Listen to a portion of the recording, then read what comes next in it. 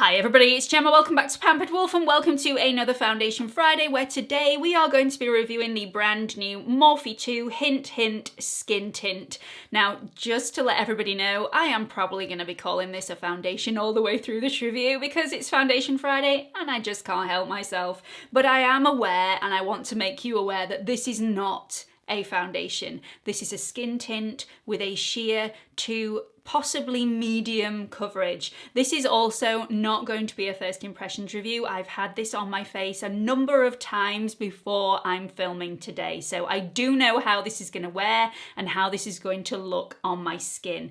Really quite excited to show you it actually, so let's do a little bit of bump and we'll get some on my face. So this is the Morphe 2 Hint Hint Skin Tint. It's £16 in the UK. You get the standard 30ml worth of product and it comes in 20 shades. Now 20 shades isn't a lot, but again, this is a skin tint and the shade range is actually quite a wide spectrum, which is really lovely to see. If you go onto the Morphe website, you will also be able to pick your shade quite easily because they will list everything. They will list the shades and also the undertones to choose from. So it makes it so much easier to find your shade match. The one that I've gone for is called Hint of Marshmallow, which is for fair skin tones with neutral undertones. I picked this one straight away and it's a great match for me. This gives sheer to medium coverage with a radiant finish. I would say radiant to dewy finish. This will also let the skin shine. It will just blur imperfections and it will even your skin tone, but really let the skin shine through. It's lightweight, very hydrating, non-comedogenic, which is absolutely fantastic.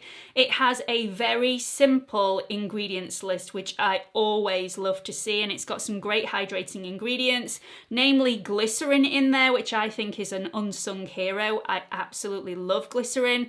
This is also cruelty-free, it's also vegan, and it's free from any alcohol, free from any fragrance, and also free from essential oils. Let's get some of this on my skin. Okay, so as per usual, I already have my skincare on my face and I've given that plenty of time to sink into the skin before I'm going to apply the foundation. Now it does say that you've got to shake it a little bit before you apply a couple of drops to the back of your hand.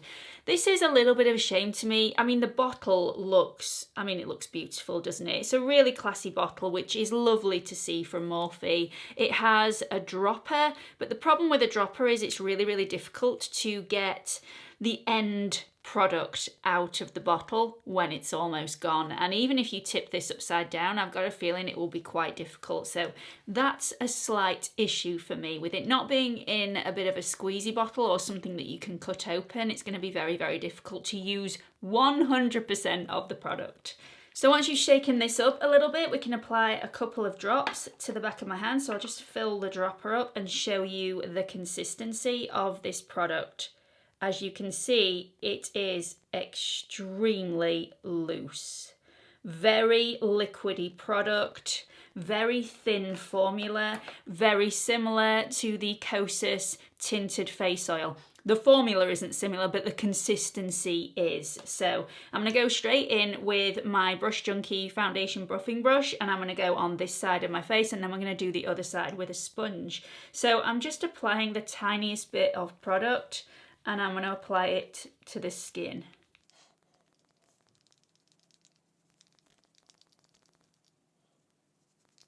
So this does have a slight scent to it, but it isn't actually fragrance and it isn't actually essential oils. It's just one of the ingredients within the formula.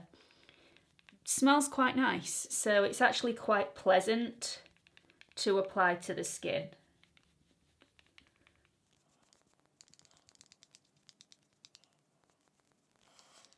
Now, I'm not going to go under my eye with this one like I did with the MERCIER Perfect Skin BB Cream.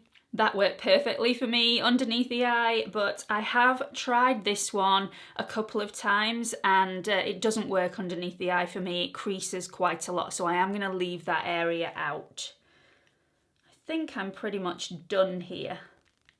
So as you can see, this is incredibly sheer coverage, which, hallelujah, thank you Morphe for bringing something out that's actually quite nice on a younger person's skin that has no imperfections whatsoever. It drives me insane that I see all these beautiful girls walking up my street to school plastered in a full coverage foundation when they have beautiful skin. This is the sort of foundation that I would allow my daughter to wear when she gets a bit older. This is the sort of thing that just smooths everything out. It just blurs imperfections and just makes everything a little bit more even without hiding the skin underneath. So I'm really, really pleased that Morphe have come out with something like this, because usually they're all about coverage and that full glam. So really, really pleased. Let's do the other side with a sponge. I actually really like the application with a sponge. I think even though this product is extremely thin and you would think it would apply absolutely fantastically regardless of what method you choose, this is so smooth. It's a really smooth coverage when you apply it with a sponge. And actually, I use less product with a sponge than I do with a brush, because I feel a lot gets lost in the brush, especially when I only want to be applying the smallest amount of product anyway. I think a lot of it gets lost in the bristles.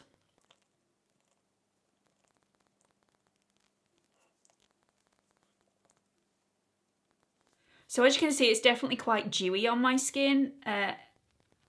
Like I said, the coverage is sheer coverage. Let's see if we can build it up just in certain areas a little bit. So I'm just going to get my sponge and just going to apply a little bit more around here where I need a bit of extra coverage. I think it would be difficult to build this up to medium coverage. Difficult but possible. It might not look amazing once you get it to medium coverage. I would say this is definitely for somebody who wants a sheer to light coverage foundation.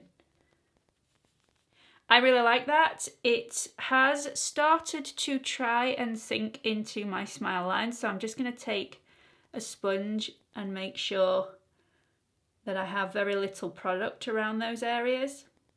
But other than that, I don't feel like it's airbrushed any of my skin at all, but it hasn't had chance to dry down yet, so I'm going to give that chance to dry down before I form a major opinion. I also don't think it's emphasised my pores, although it hasn't hidden them at all, but it is that sort of radiant dewy glow, so it's not going to do that. But at this moment in time, I really like it, and I'm super happy that Morphe have brought something like this out. I'm gonna go and put the rest of my products on and I'll be right back. Okay, so this is the finished look for today. I really like this foundation. It doesn't feel like foundation. It also doesn't really look like foundation. The skin does shine through with this foundation. This is, like it says, more of a tint. It's more of, I would say, a tinted moisturiser. You're not going to get a lot of coverage out of this. So if you really like coverage, then I would steer away from this foundation. But I do really like it. The one problem that I have had is that it does remain slightly tacky on the skin. So if you don't like that, again, this may not be for you. Now, my skincare may be to blame for this because, as you all know, I really like my skincare. I didn't apply a heavy cream to my face though. Knowing how hydrating and emollient this foundation was, I just thought I don't need a really heavy cream today, so I put a very, very lightweight moisturiser on before I applied this. So it may be my skincare that's to blame for the tackiness, but I mean, I don't think so. I left a lot of time, and even after slight powdering, my skin is still slightly tacky to the touch. This is not going to be one of those foundations that's going to be transfer resistant. You are going to have to be careful with this, but it feels lovely, and I think it also looks very flattering on the skin. So let's just have a look what this looks like in natural lighting.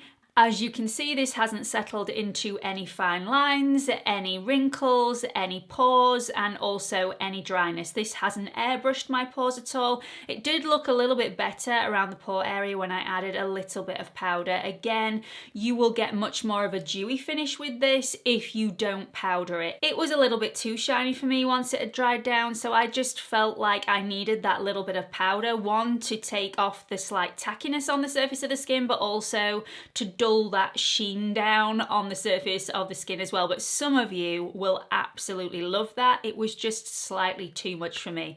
So we're going to see how this wears throughout the day, and I'll check in with you a little bit later on. See you in a bit. Welcome back to the check-in. It's now been around about 8.5 hours since I first applied the foundation to my face. It's done really well. I knew it was going to do really well. I have got changed, by the way. It's about 100 degrees in this room. It's been a really hot day, and I have also been filming other stuff today. So this foundation has had a really, really good workout. It's been in a very humid, a very hot room. So I think it's done really well. I'm at the stage now where I feel like this foundation could do with a little bit of powdering, because as my natural oils have come through, it's looking a little bit shinier, but it is still all intact. So let me just pop a little bit of powder on just to show you what it's like with the powder. Just break my wrist. Oh, I don't know what blowing on it is going to do. Properly just bashed it with the brush. Over exaggerating with the whole breaking a bone sort of situation. Sorry about that. Melodramatic.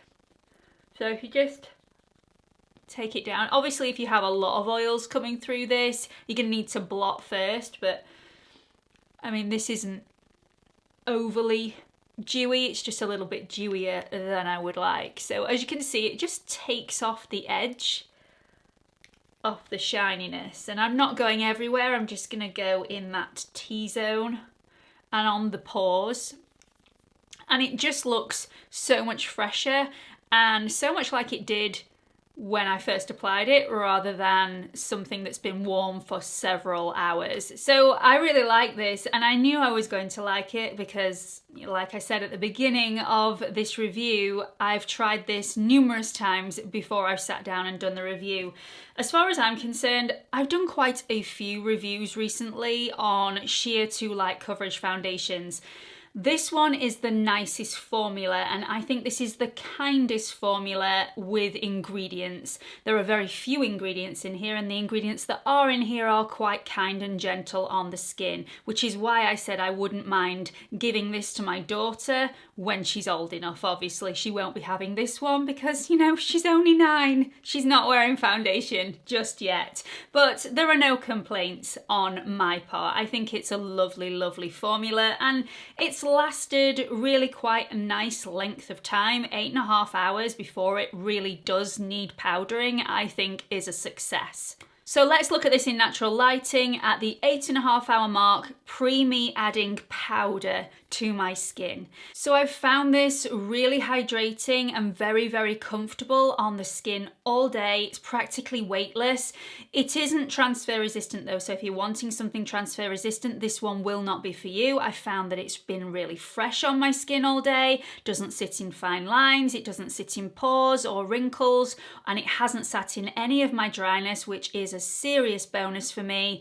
And it's lasted a decent amount of time. Now, I'm not quite sure how this is going to sit on an oilier skin. My skin is dry combination, so if you've tried this already and you do have an oily skin, please let everybody know your experiences with this in the comments section below. I've really liked it. I've had a lot of success out of it, and I think it's looked very flattering on my skin. For me, I'd wear this in the day as a very, very natural look. I don't think I'd wear this in the evening, only because I like to have a little bit more coverage in the evening and look a little bit more flawless. This is definitely not one of those tints that's going to create a flawless canvas, unless you've already got flawless skin, in which case, why are you wearing a tint in the first place? Anyway, I've really liked it. I hope you've enjoyed this review. Do let me know what you thought about it in the comments section below, and hope to see you all in the next one. Bye everyone.